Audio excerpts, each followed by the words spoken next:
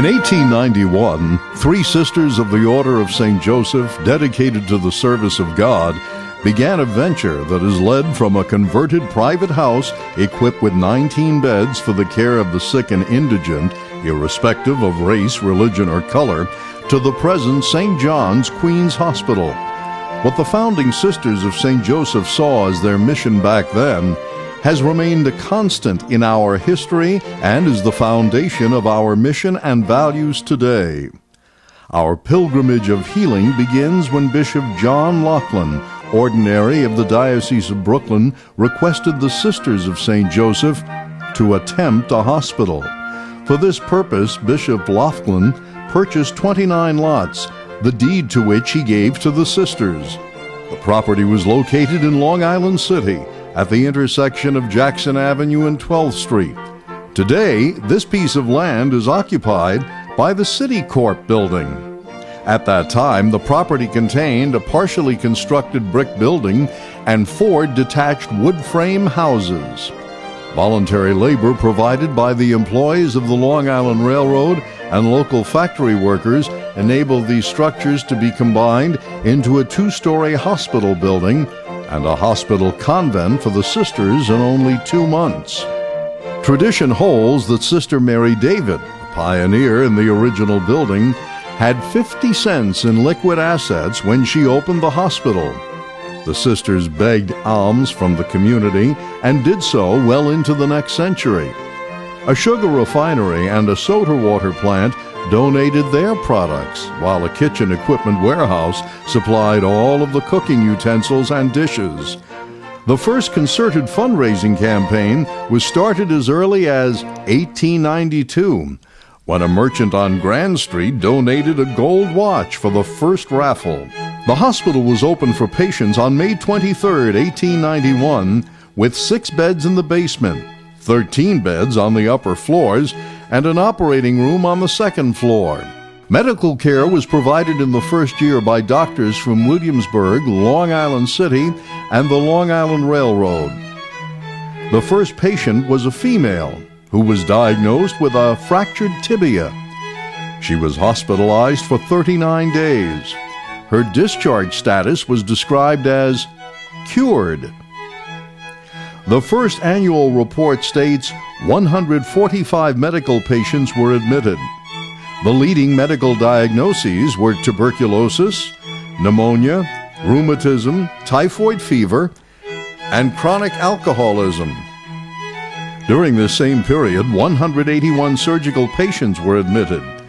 The leading surgical diagnoses were fractures, burns, gunshot wounds, and ulcers.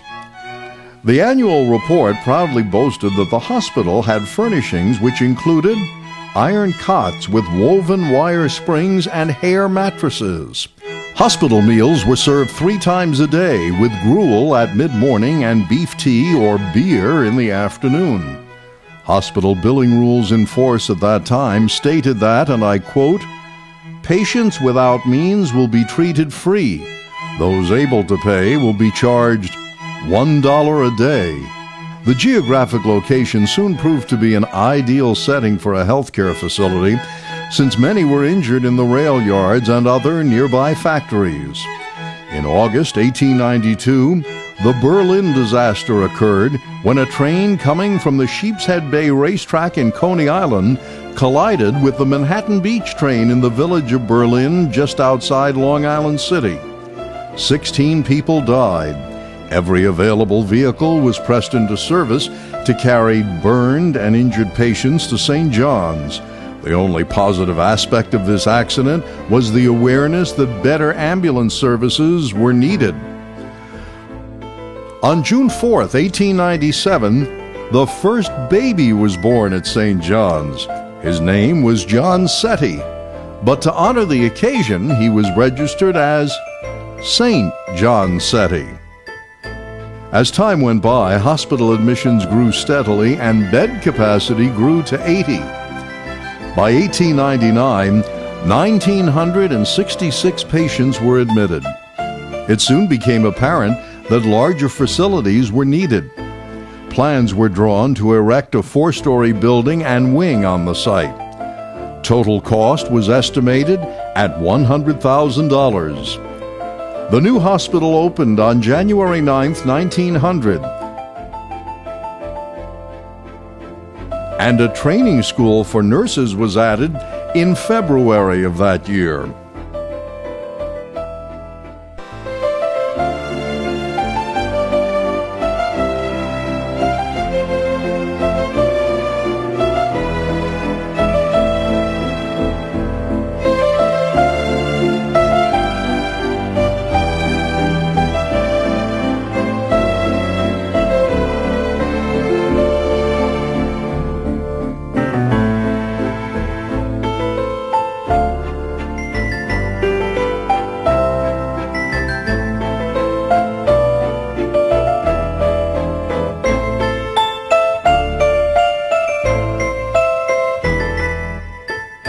In 1916, as America went to war, St. John's celebrated its 25th anniversary.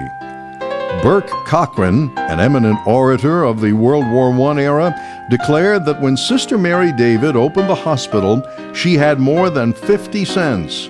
She had the promises of God, and those promises are never broken. During the Depression years, St. John's cared for increasing numbers of the economically disadvantaged, and therefore the hospital's reliance on charity and goodwill increased. With the advent of Franklin Roosevelt's New Deal and the passage of the Social Security Act, it became necessary to help patients obtain entitlements.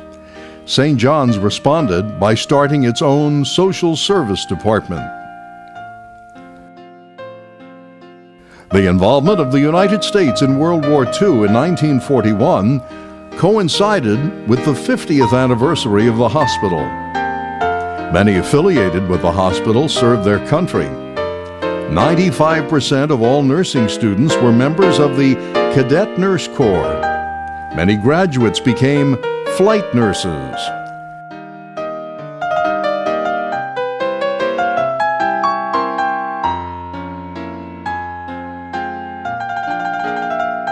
By 1948, statistics indicated that St. John's provided more free care than any other hospital in Queens. It received no payment for 67% of treatments rendered.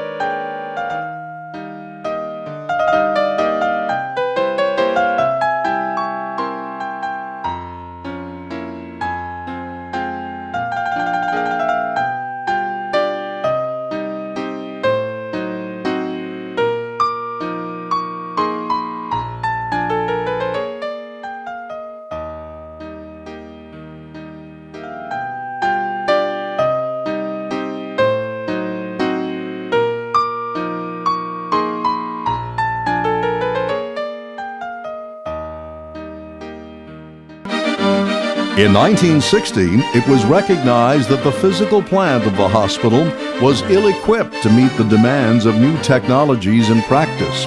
Because renovations would necessitate closing major portions of the building, the Board of Trustees decided to relocate. Horace Harding Hospital, a 6-story proprietary facility located on Queens Boulevard in Elmhurst, was purchased. St. John's reopened in Elmhurst in 1961.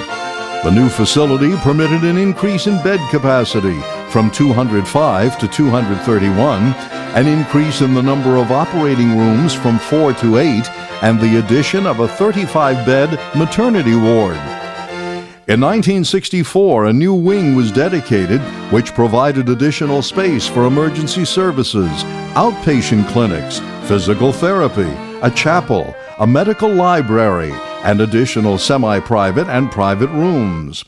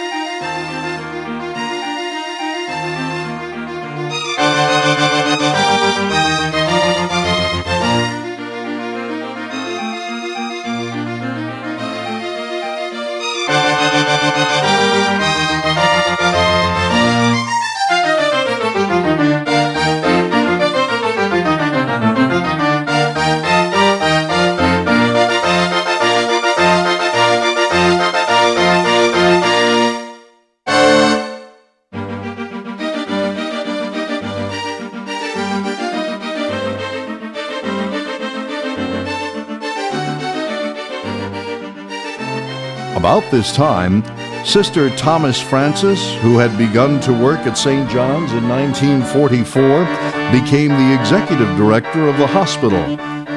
Being not only an administrator but also a registered nurse, she understood the concerns of the staff and the needs of the community.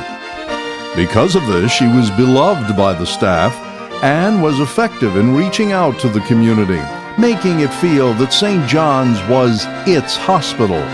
The community, in return, gave of its time, talents, and service to the hospital as volunteers. Even today, our volunteer staff continues the tradition of sharing in the healing work. In 1967, in an attempt to maintain a unified Catholic identity in healthcare, Bishop Magavero consolidated all the Catholic hospitals of the diocese into a central system. This was one of the first private hospital consolidation attempts in the country.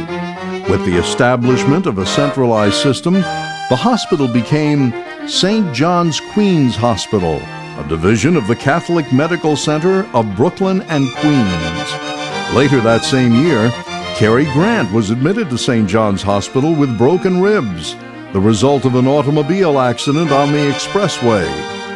In order to avoid publicity, he was admitted under an assumed name. On discharge, however, holding Sister Thomas Francis' hand, he walked down the hospital steps to greet his fans. He was grateful to St. John's for the care he received, and for many years, he actively participated in hospital fundraising events.